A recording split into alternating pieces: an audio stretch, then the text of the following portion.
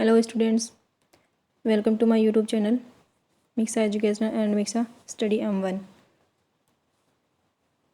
कल हमने यहाँ तक पढ़ा था कि कैसे 3 सर्कल्स होते हैं सिंचाई के, जिसमें पहले में वो क्या करते हैं, खेती बुआई करते हैं, फिर उसमें सेकंड चक्कर में वो क्या करते हैं, उसकी कटिंग करते हैं, देन थर्ड में वो क्या करते हैं, उनके पास में खाने पीने की जो चीज़ें होती है उनको वो तैयार करते हैं।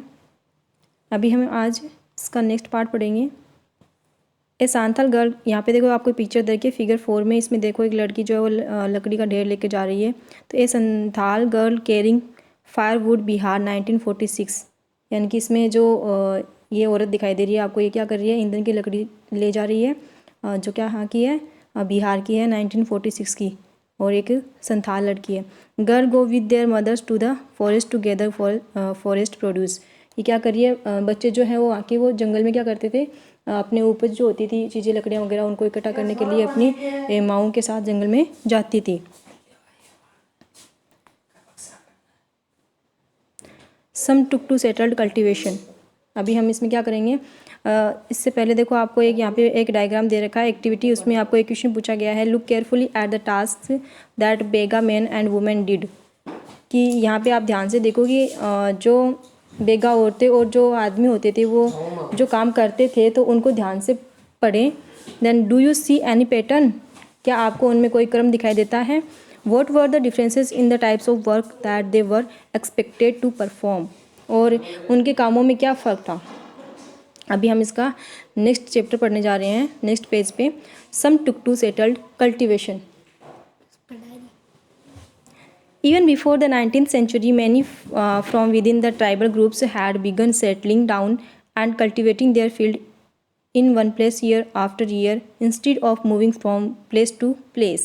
अभी हम यहाँ पे क्या पढ़ने जा रहे हैं कि 19वीं सदी से पहले से ही बहुत सारे जो जनजातीय जो कबीले के लोग थे वो एक जगह से एक जगह रुक कर के खेती करने लगे थे, लेकिन वे बार बार क्या करते थे, जगह बदलते थे, और जगह बदलने की बजाय क्या करने लगते थे, वो साल दर साल एक ही जगह खेती करते थे। They began to use the plug and gradually got rights over the land they lived on. In many cases, like the Mundas of Chota Nagpur, the land belonged to the clan as a whole. All members of the clan were regarded as descended of the original settlers who had first cleared the land. Therefore, all of them had rights on the land. Very often, some people within the clan required more power than others. Some became chiefs and other followers. Powerful men often rented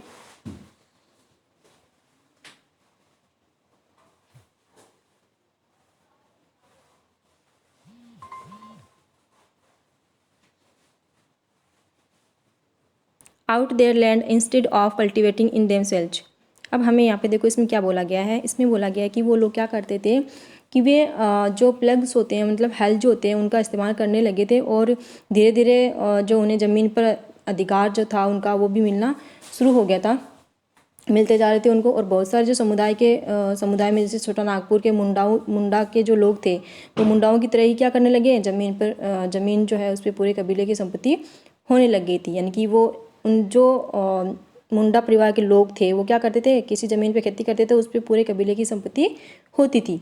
तो कुल सभी सदस्य जो थे उनको मूल निवासियों का वंशज माना जाता था, और जिन्होंने सबसे पहले आकर ज़मीन को साफ किया था, जैसे मान लो कि ज़मीन पर सभी का बराबर हक होता था, फिर भी अक्सर ऐसा होता था कि कुल के जो कुछ लोग और थे तो उन औरों से ज़्यादा ताकत जुटा लेते थे, और कुछ मुखिया बन जाते थे और कुछ बाकी उनके अनुयायी होते थे जो ताकतवर होते थे, और वे खुद खेती करने की बजाय अक्सर अपनी ज़मीन जो है वो बटाई पर दे देते थे, मतलब कि ज़मीन जो है वो किसी और को सिंचाई करने के लिए दे देते थे, और बोलते कि आप जो है इसका आधा हिस्सा हम ले लेंगे और आधा हिस्सा आप ले लेना, ठीक है।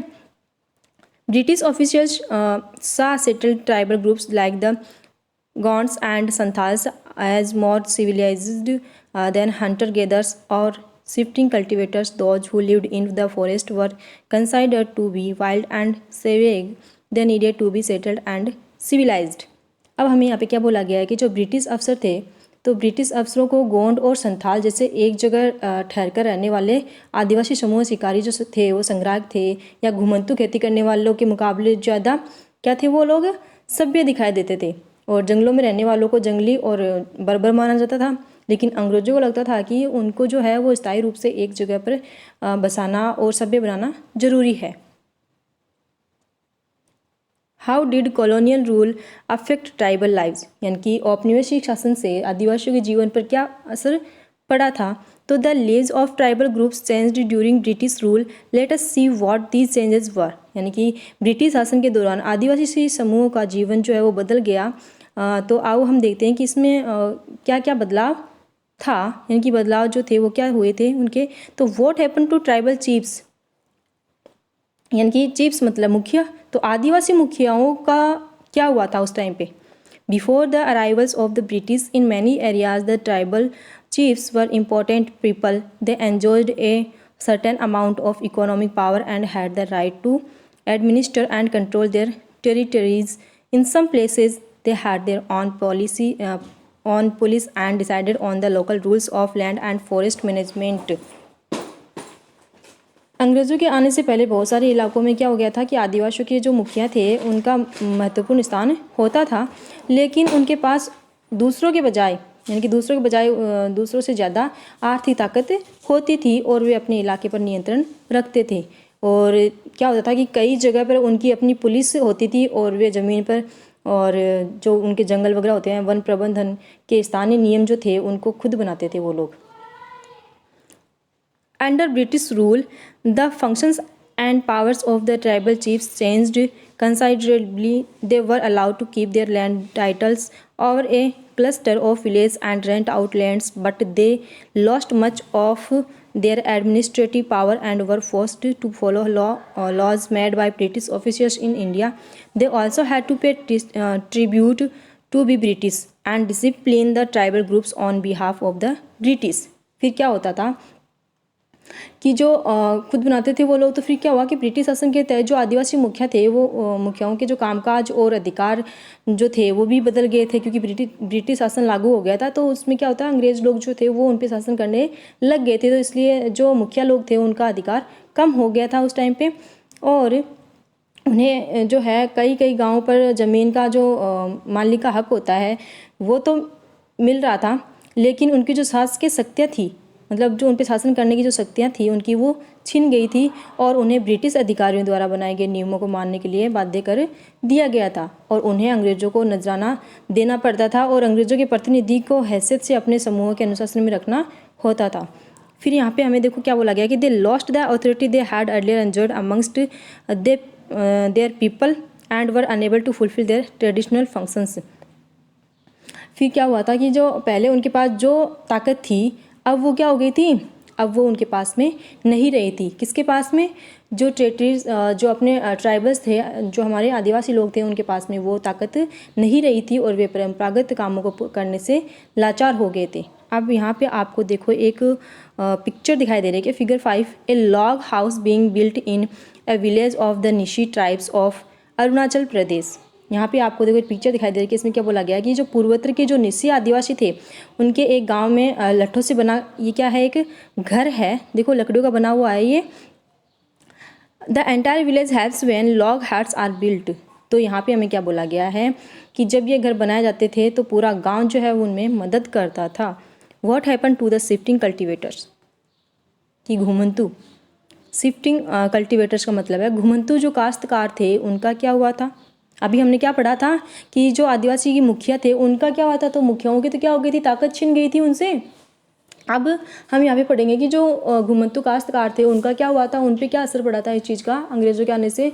तो अंग्रेज़ों के आने से उन पे क्या असर पड़ेगा कि the British were uncomfortable with groups who moved about and did not have a fixed home, they wanted tribal. तो यहाँ पे देखो कि ऐसे समूह से अंग्रेज़ों को काफ़ी परेशानी हुई थी। जो सबसे ज़्यादा परेशानी हुई थी वो कौन सी थी, जो यहाँ वहाँ भटकते रहते थे और एक जगह ठहर कर नहीं रहते थे। तो इसमें बोला गया कि they wanted tribal, groups to settle down and become peasant cultivators. वे चाहते थे कि आदिवासियों के समूह जो हैं वो एक जगह स्थायी रूप से रहे और खेती करें।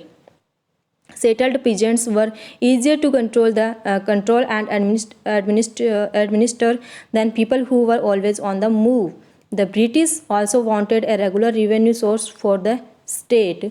यहाँ पे हमें बोला गया है कि स्थायी रूप से एक जगह रहने वाले किसानों को नियंत्रित करना आसान था और अंग्रेज अपने शासन के लिए आमदनी का नियमित स्रोत भी चाहते थे।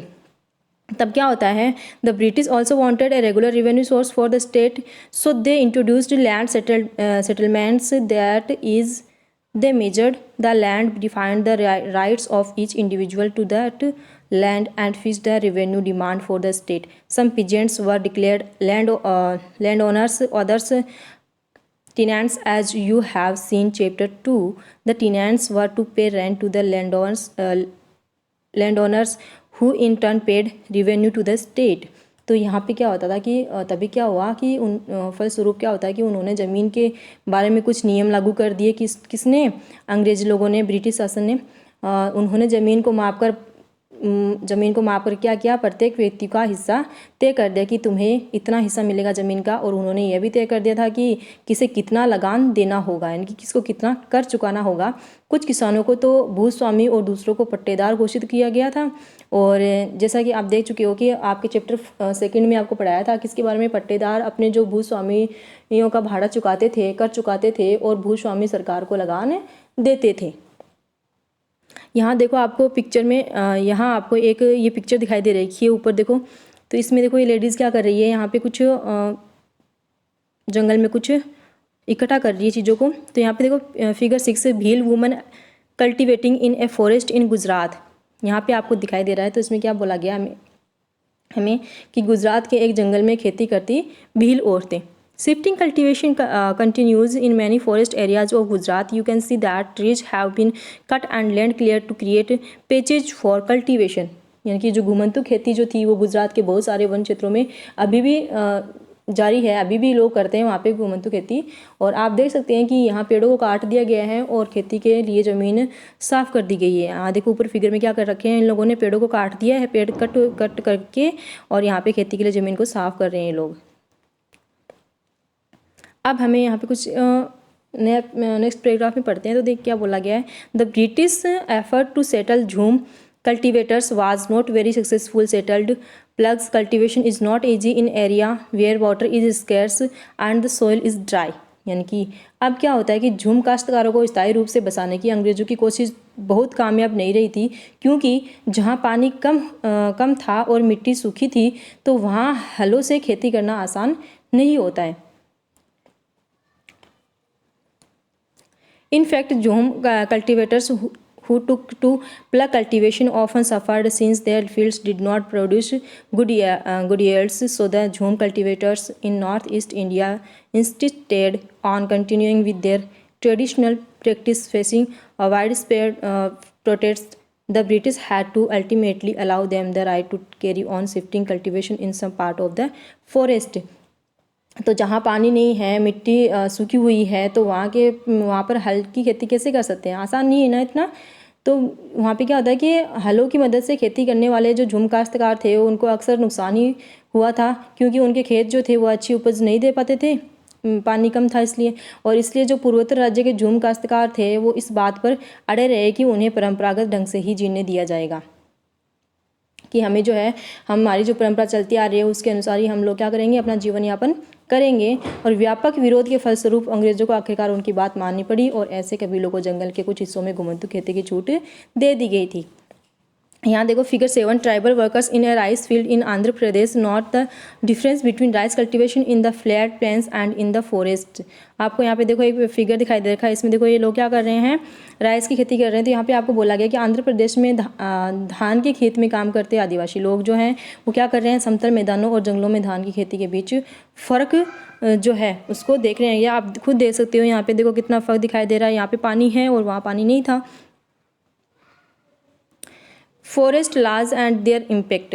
अब क्या होता है, वन कानून और उनके प्रभाव, ठीक ठीक है।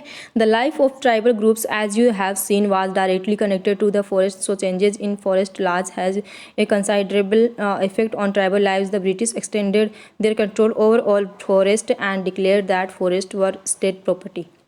अब क्या होता है यहाँ पे कि जैसा कि आपने देखा कि आदिवासी जो समूह के लोग थे उनका जीवन जंगलों से जुड़ा हुआ था, और अतः जो वन थे वो भी कानूनों में आए बदलाव से आदिवासियों के जीवन पर भी भारी असर पड़ा था। The British extended their control over all forest and declare that forest were state property. तो ब्रिटिश लोग थे, उन्होंने क्या कर दिया था, अंग्रेजों ने सारे जंगलों पर अपना नियंत्रण स्थापित कर लिया था, और अंग्रेजों को राज्य संपत्ति की अंग्रेजों को जो जंगल थे उन्होंने अंग्रेजों को क्या कर दिया था, अंग्रेजों ने जंगलों को राज्य की संपत्ति घोषित कर दिया था। The British extended some forests were classified as reserved forest for they produced timber which the British wanted. In these forests people were not allowed to move freely, practice jhum cultivation, collect fruits or hunt animals. How were jhum cultivators to survive in such a situation? Many were therefore forced to move to other areas in search of work and livelihood. तो यहाँ देखो क्या होता है कि जब उनको आरक्षित कुछ जो जंगल थे उनको जंगलों को राज्य की संपत्ति घोषित कर दिया था, और कुछ जंगलों को क्या कर दिया था, उन्होंने आरक्षित वन घोषित कर दिया था। और ये ऐसे जंगल थे जहाँ अंग्रेज़ों की ज़रूरतों के लिए जो इमारती लकड़ी होती थी वो पैदा होती थी वहाँ पे, और इन जंगलों में लोगों को स्वतंत्र रूप से घूमने और झूम खेती करने, फल इकट्ठा करने या फिर पशुओं का शिकार करने की इजाज़त नहीं होती थी। और ऐसी सूरत में झूम काश्तकार जो थे वो किस तरह जिंदा रह सकते थे, इसलिए उनमें से बहुत सारे कुछ लोगों को काम और रोज़गार की तलाश में मजबूरन दूसरे इलाकों में जाना पड़ा था उनको। But once the British stopped the tribal people from living inside forest they faced a problem from where would the forest department get its labour to cut trees for railway sleepers and to transfer logs.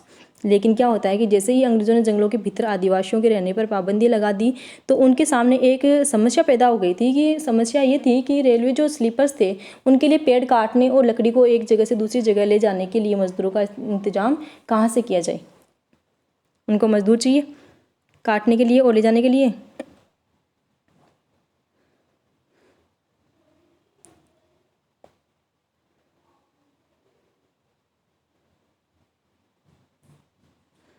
Colonial officials came up with a solution. They decided that they would give Jhum cultivators a small patches of land in the forest and allow them to cultivate these on the condition that those who lived in the village would have to provide labor to the forest department and to look after the forest. So in many regions the forest department established forest village to ensure a regular supply of cheap labor. फिर क्या हुआ कि जो औपनिवेशिक अधिकारी जो थे उन्होंने अधिकारियों ने क्या किया, इसका भी एक सॉल्यूशन निकाला, और उन्होंने तय किया कि कुछ जो झूम काश्तकार हैं उनको जंगल में ज़मीन के छोटे टुकड़े दे देंगे और उन्हें वहाँ खेती करने की भी छूट होगी, लेकिन गाँव में रहने वालों को वन विभाग के लिए मजदूरी करनी होगी और जंगलों की देखभाल करनी होगी।